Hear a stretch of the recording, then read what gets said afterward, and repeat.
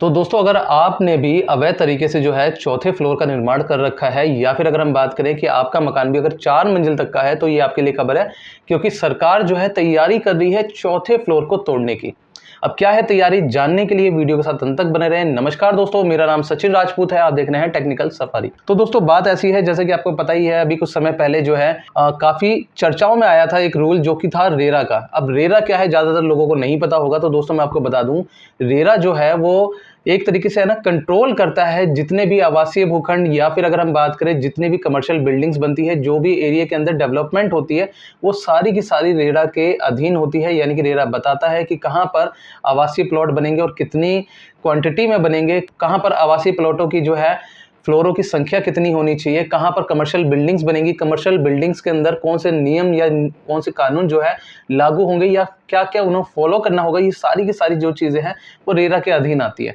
साथ ही साथ दोस्तों मैं आपको बता दूं, रेरा जो है, रेरा खाली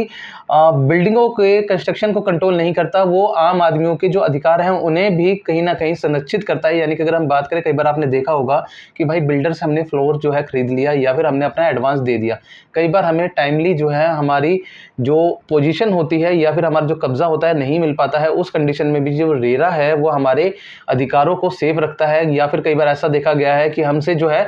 कई समय तक जो है पेमेंट ली जाती है, पेमेंट लेने के बाद में बताया जाता है कि भाई अब तो इसके फ्लोरों के या फिर इन फ्लैटों के रेट बढ़ गए तो आपको एक्स्ट्रा चार्ज देना होगा। तो ऐसी बहुत सारी जो चीज़ें हैं उन सबको रेरा कंट्रोल करता है, जहां पर रेरा का काम जो होता है वो आम आदमियों के, नागरिकों के हित में होता है। तो दोस्तों मैं आपको बता दूं कि यहाँ पर रेरा ने क्या करा है, रेरा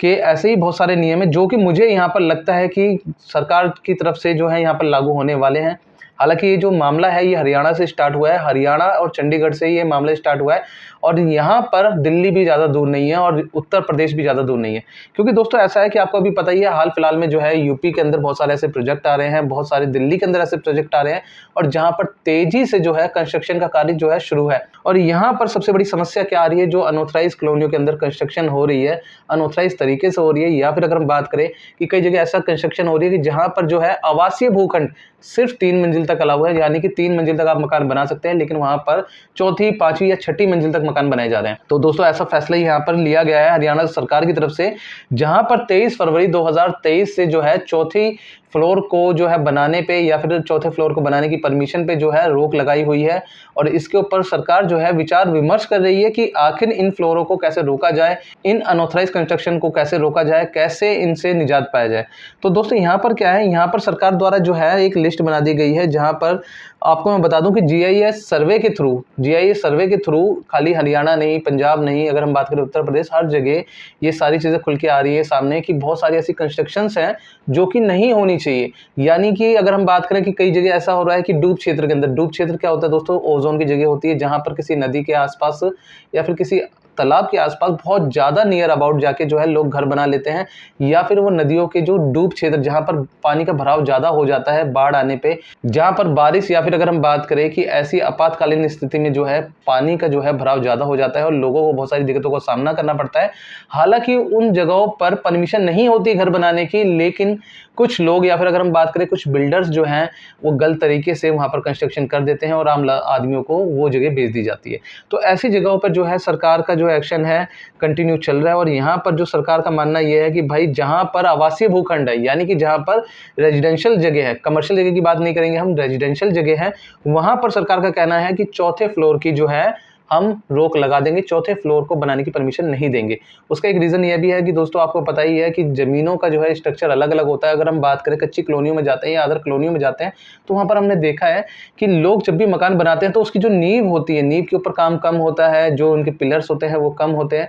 और यहाँ पर क्या होता है, मकान की जो मजबूती हो, जो बेस होता है वो बहुत कमज़ोर होता है, जिसके कारण जो है जब वो ज़्यादा ऊपरी मंजिल मकान बनते हैं, बहुमंजिली मकान बनते हैं, तो या तो नींव की कमजोरी की वजह से, या फिर अगर हम बात करें कि जो जगह है, जगह जिस जगह पर वो मकान बनना है वो जगह नहीं है इतनी पक्की या इतनी मजबूत नहीं है कि जहां पर 5-6 मंजिलों का निर्माण किया जा सके। तो ऐसी कंडीशन में जो है रेरा के ये नियम्स काम करते हैं और साथ के साथ सरकार की जो ये चिंताएं बढ़ाते हैं। क्योंकि कई बार ऐसी कंप्लेंट आई है कि जहां पर आवासीय भूखंड है वहां पर 4-4, 5-5, 6-6 मंजिलों का निर्माण किया जाता है, जिसकी वजह से पहली चीज ये सरकार क्या करती है कि भाई चौथा फ्लोर है, चौथे फ्लोर के बाद हम रजिस्ट्री नहीं करेंगे, चौथे फ्लोर की रजिस्ट्री नहीं होगी। यहाँ पर भी सरकार ने एक चीज कही है कि अगर आपका चौथा फ्लोर होगा तो आपके जो परमिशन है वहाँ पर परमिशन नहीं दी जाएगी आपको रजिस्ट्री की, वहाँ पर आपको पानी के या बिजली के कनेक्शन नहीं दिए जाएंगे। साथ के साथ यहाँ पर एक समस्या और आती है कि यहाँ पर जो ऑक्यूपेंसी सर्टिफिकेट होता है, जो कि यहाँ पर ये दर्शाता है कि आपके पास निगम से, नगर निगम से जो है सभी परमिशंस हैं, उसके तहत आप इस कार्यों का निर्माण कर रहे हैं या फिर इन फ्लोरों का निर्माण कर रहे हैं, मकानों का निर्माण कर रहे हैं, वहाँ पर भी सरकार बहुत बड़ा एक्शन लेने जा रही है। क्योंकि कई ऐसी जगह देखी गई है जहाँ पर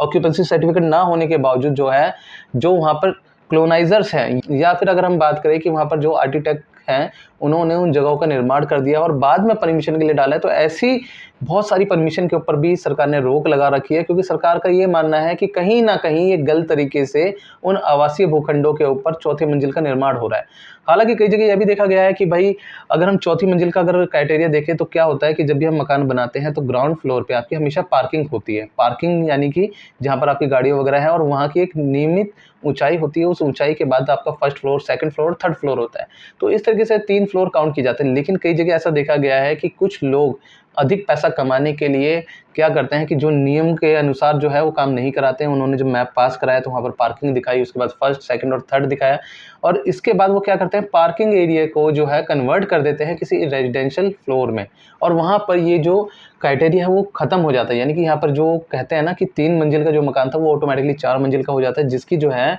परमिशन नहीं देती है सरकार। ऐसे ही बहुत सारी जो है सरकार के पास कंप्लेंट आई, जिसके बाद सरकार के अधिकारी जो है वो एक्शन में आए, जहाँ पर उनका कहना है कि चौथी मंजिलों को जो है ध्वस्त किया जा सकता है, यानी कि तोड़ा जा सकता है। साथ के साथ जो उनके ऑक्यूपेंसी सर्टिफिकेट है कुछ लोगों के, वो भी कैंसिल किए जा सकते हैं। इसमें अधिकारियों का कहना है कि जो भवन निर्माण किए जाते हैं उनकी जो उचित मंजूरी है उसके बिना ये निर्माण किए गए हैं, जिसकी वजह से जो है सरकार के पास ज़्यादातर कई जगहों का टैक्स भी नहीं पहुंच पाता। कई बार ऐसा देखा गया है कि सरकार के नियमों के खिलाफ बनाई हुई बिल्डिंगों की जो है परमिशंस नहीं होने के बावजूद उन्हें कहीं ना कहीं गलत तरीके से जो है लीगल करार दिया जाता है, या फिर यहाँ पर कहते हैं कि लोगों का जो है, आम लोगों की पूरी ज़िंदगी की खून पसीने की जो कमाई है यहाँ पर लगवा दी जाती है, जिसके कारण जो है उन्हें पूरी ज़िंदगी कहीं ना कहीं डर या फिर सख्ते में रहना पड़ता है। तो दोस्तों यहाँ पर मैं आपको बता दूं कि जो हरियाणा सरकार है, हरियाणा सरकार ने यहाँ पर जो चौथी मंजिलों के निर्माण कार्य के ऊपर रोक लगा रखी थी, उसके ऊपर अभी विचार विमर्श किया जा रहा है। जहाँ तक है अभी तक सरकार ने इस पर फैसला नहीं लिया है, लेकिन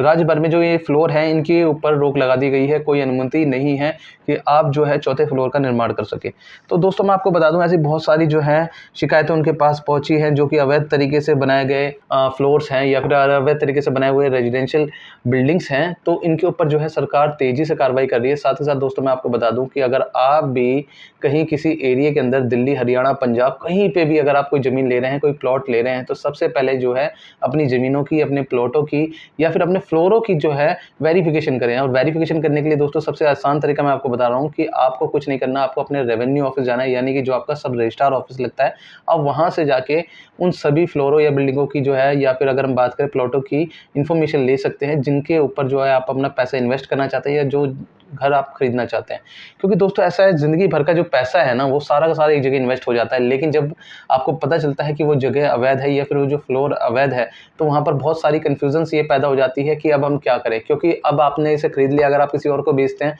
तो एक तरीके से ये आप गलत काम कर रहे हैं, और अगर आप नहीं बेचते हैं तो आपका जो ज़िंदगी भर का पैसा है वो बर्बाद होने वाला है। तो दोस्तों ऐसे बहुत बड़े स्कैम से जहाँ पर आपका पूरी ज़िंदगी भर का पैसा दांव में लगा रहता है, इसके लिए सबसे पहले वेरिफिकेशन करें और ऐसे स्कैमों से सावधान रहें। साथ ही साथ दोस्तों मैं आपको बताना चाहूँगा कि दिल्ली भर के अंदर अगर हम बात करें, बहुत सारी ऐसी जगह है जहाँ पर तेज़ी से जो है आपको न्यूज़ें मिल रही होंगी कि यहाँ पर कंस्ट्रक्शन हो रहा है या फिर यहाँ पर जो है प्लॉट बहुत सस्ते मिल रहे हैं। दोस्तों सोचने वाली बात है, दिल्ली जैसी राजधानी जगह पर जहाँ पर इतनी महंगाई है, जहाँ पर आप अगर एक फ्लैट किराए पे भी लेने जाते हैं तो 15 से 20 हज़ार रुपए का मिल रहा है, वहाँ पर कौन ऐसा पर्सन आ गया है जो 2-2, 3-3 लाख रुपए में जगह बेच रहा है। क्योंकि दोस्तों ये एक तरीके से याद रखना, क्योंकि ना आजकल गवर्नमेंट भी एक चीज़ की अनाउंसमेंट कर रही है कि लालच से बचे, क्योंकि जहाँ पर जो चीज़ आपको ज़्यादा सस्ती दी जा रही है वहाँ पर जरूर कोई झोल झाल है। और ऐसी जगहों से बचने के लिए आपको हमारे चैनल पे बहुत सारी वीडियोस मिल जाएंगी, जहाँ पर आपको जानकारी दी है कि आप सही जगहों का कैसे चुनाव कर सकते हैं। और आपने अभी तक वो वीडियोस नहीं देखी है तो आप वीडियो सेक्शन में जाइए, सारी वीडियोस जो हैं आपके लिए अवेलेबल है, वहाँ से जाके पूरी जानकारी ले सकते हैं।